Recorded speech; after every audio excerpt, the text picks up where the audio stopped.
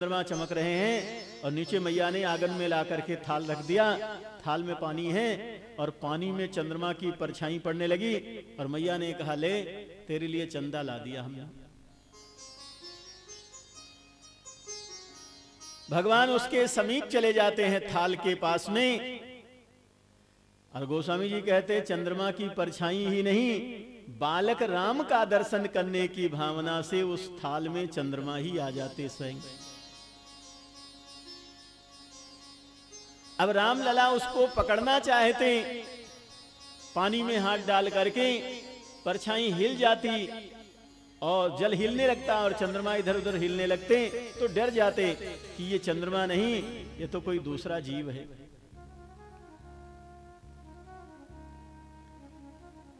एक बार राम लला ने जिद किया कि मैया हम तो चंदा लेंगे।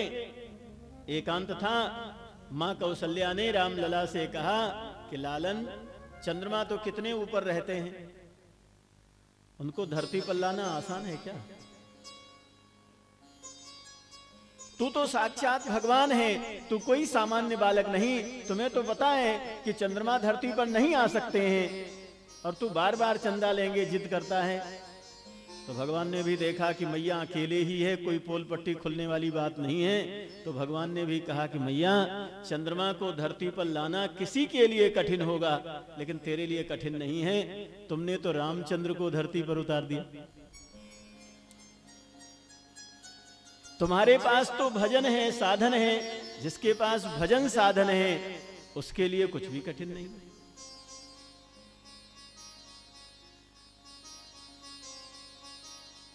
ऐसी तमाम बाल लीलाओं का वर्णन गोस्वामी जी ने किया। एक बार मंदिर में और पालने में दो जगह भगवान का दर्शन किया मैया ने। मैया भयभीत होने लगी, तब भगवान ने अपने अंदर ही पूरा ब्रह्मांड दिखाया।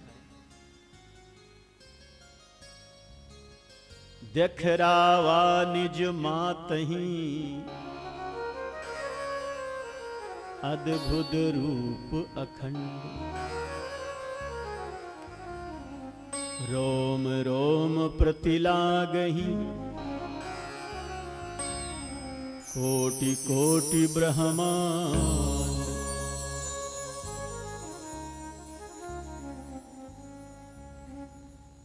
एक बार महाराज दशरथ ने राम लला को भोजन के लिए बुलाया, भगवान नहीं आए। मैया ने ला करके दशरथ जी महाराज के गोद में दिया।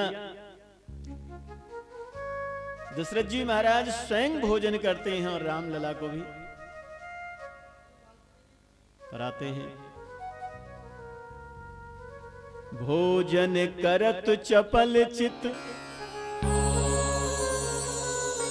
इत उत अवसर पाई, भागी चले किलकत मुख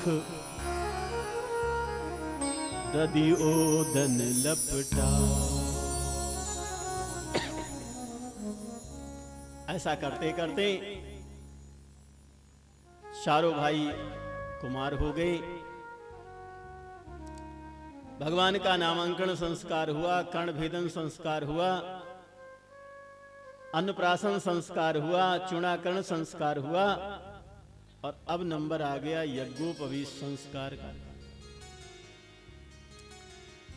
इसका मतलब भगवान 11 वर्ष से के आसपास के हो गए चारों भाई। तब चारों सरकार का यज्ञोपवीत संस्कार गुरुजी ने कराया और फिर भगवान गुरुकुल में विद्या अध्ययन करने पधारे। गोस्वामी जी कहते हैं,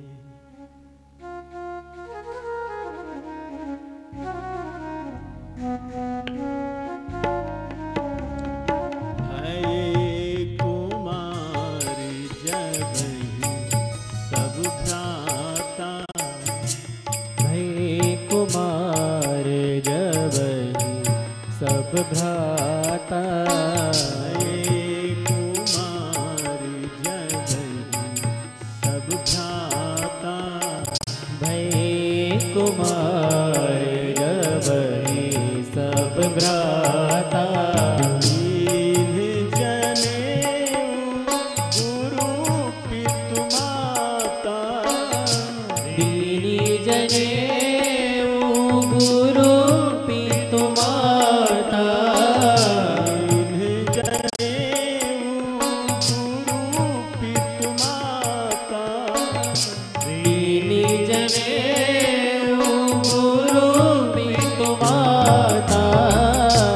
भय कुमार जब ही सब भ्राता। भय कुमार जब ही सब भ्राता। भय कुमार जब ही सब भ्राता।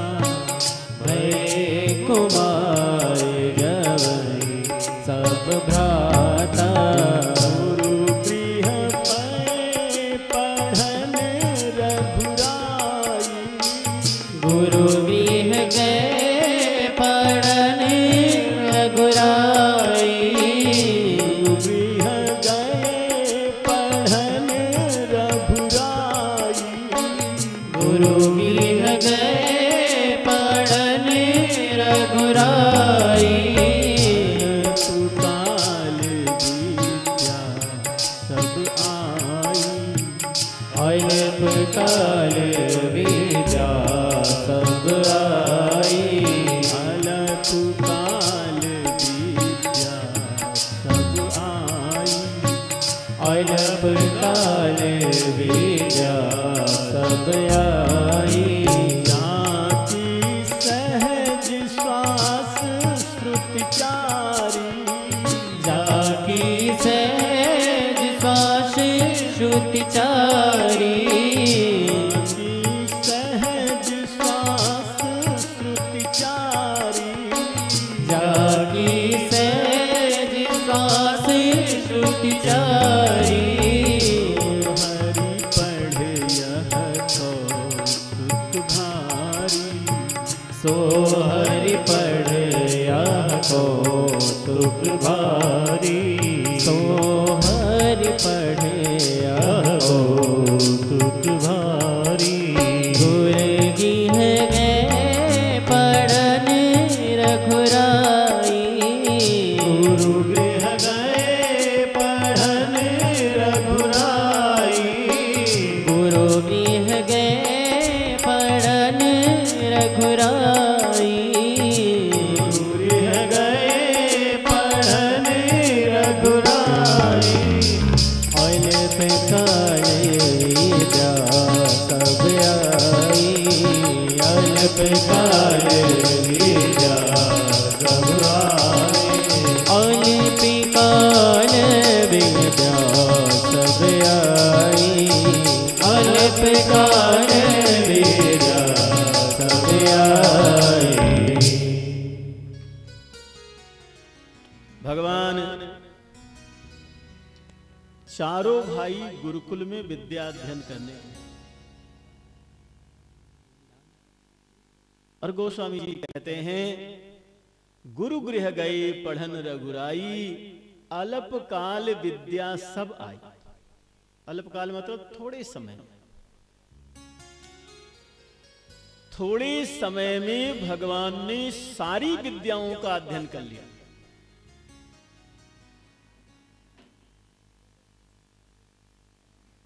अब प्रश्न खड़ा होता है कि पूरे जीवन में सारी विद्या क्या, एक विद्या भी हमें संपूर्ण रूप से आ गई ये हम नहीं कह सकते। हम आप पूरा जीवन लगा देते हैं और पूरी विद्या हमको आ गई ऐसा हम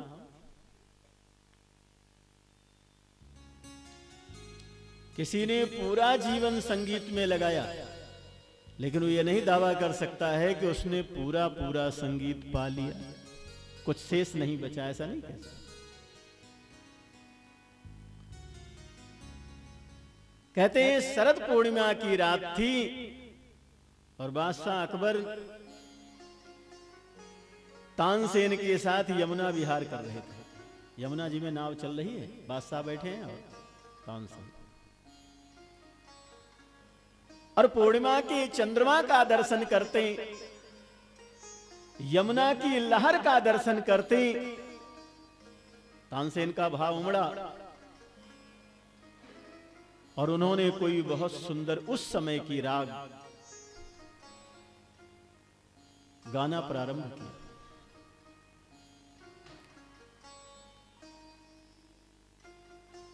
यमुना की लहरों को देखते हुए, पूर्णिमा के चांद को देखते हुए उनका हृदय ऐसा उमड़ा कि वो गाना शुरू किए। और ऐसा तो कभी अकबर ने सुना ही नहीं था तानसेन के मुख से, इतना बढ़िया गाया। तो अकबर वाह वाह करने लगे और कहने लगे, वाह तानसेन, वैसे दरबार में तू बहुत गाता रहता है, लेकिन आज जैसा तो तुमने कभी नहीं गाया। तानसेन ने कहा, साहब, दरबार में जब हम गाते हैं तो आपको देखते हुए गाते हैं, और यहां यमुना की तरंग, पूर्णिमा का चंद्रमा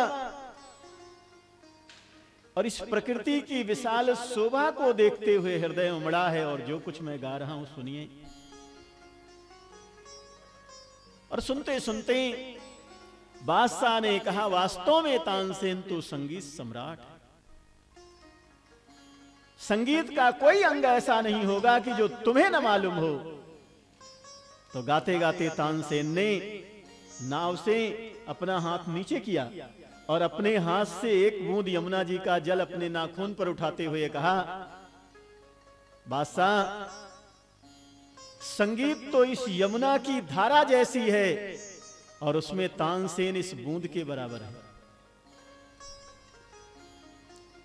जितनी विद्या है हम पूरा जीवन लगा देते हैं, लेकिन पूरे जीवन लगाने के बाद भी अगर कोई हम आपसे पूछे तो हम कहेंगे इसमें तो हम बूंद के बराबर ही हैं। विद्या तो समुद्र के बराबर है। तो प्रश्न ये खड़ा होता है कि भगवान अल्पकाल विद्या सब आई, थोड़े समय में उनको सारी विद्या कैसे आई? तो गोस्वामी जी समाधान में कहते हैं कि जाकी सहज श्वास श्रुतिचारी, सो हरि पढ़े यह कौतुक भाई। जिनकी श्वास से वेद प्रकट हुए, जिन भगवान से ही सारी विद्या प्रकट हुई, जो भगवान समस्त विद्याओं के उद्गम स्थल हैं, उन भगवान को सारी विद्या कैसे आ गई, ये प्रश्न नहीं है। प्रश्न ये है कि जिनसे सारी विद्या प्रकट हुई वो भगवान विद्या अध्ययन करने क्यों गए? प्रश्न ये। एमए कक्षा तक के बच्चों को पढ़ाने वाला प्रोफेसर पहली कक्षा में नाम लिखावे और 2-3 दिन पढ़ करके और परीक्षा दे और क्लास में सबसे टॉप हो जाए, तो प्रश्न ये नहीं कि बच्चे साल भर पढ़ते हैं तो इतना नंबर नहीं मिला, प्रोफेसर को 5-7 दिन में इतना नंबर कैसे मिला, ये प्रश्न नहीं है। प्रश्न ये है कि एमए कक्षा तक के बच्चों को पढ़ाने वाला प्रोफेसर पहली कक्षा में गया क्यों? गोस्वामी जी कहते हैं कि भगवान इसलिए विद्या अध्ययन करने गए कि अपने चरित्र से संसार को शिक्षा देने आए हैं। कैसा जीवन होना चाहिए वो शिक्षा दे रहे। विद्या अध्ययन भी होना चाहिए।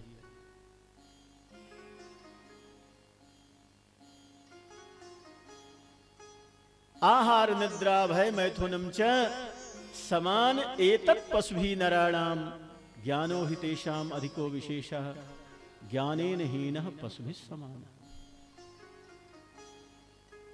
खाने पीने सोने जगने में हम दूसरे जीव जंतुओं के करीब करीब बराबर ही हैं।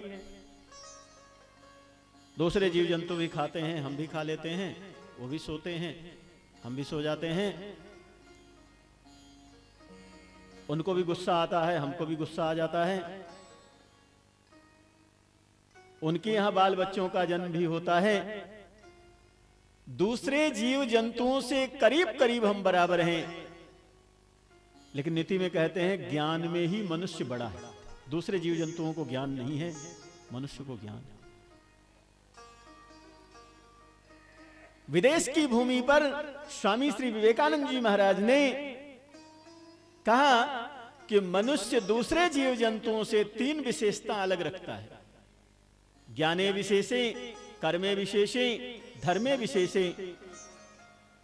मनुष्य दूसरे जीव जंतुओं से ज्ञान में बड़ा है, कर्म में बड़ा है और धर्म में बड़ा है।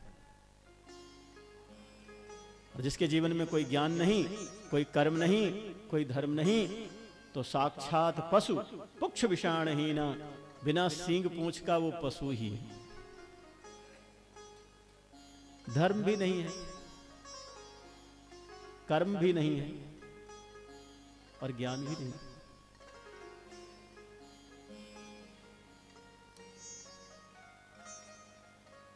इस प्रसंग से शिक्षा यही है कि ज्ञान तो सबके जीवन में होना चाहिए। तो आज कहेंगे आपकी समाज तो साक्षर हो गया, काफी बात बन गई। कहते काफी नहीं बनी और होना जरूरी है। साक्षरता के साथ साथ जीवन में सरसता भी आनी चाहिए। अगर सरसता ना आई, नैतिकता ना आई, तो केवल साक्षर होने से बात नहीं बनेगी। साक्षरा विपरीताश्चेत राक्षसा एव केवलम। साक्षर का उल्टा करो, साक्षरा राक्षसा। साक्षर का उल्टा होता है राक्षस। पढ़ा लिखा आदमी अगर उसको सही मार्गदर्शन नहीं मिला तो धर्मशास्त्र कहते हैं राक्षसा एव केवलम। रावण बहुत पढ़ा लिखा था,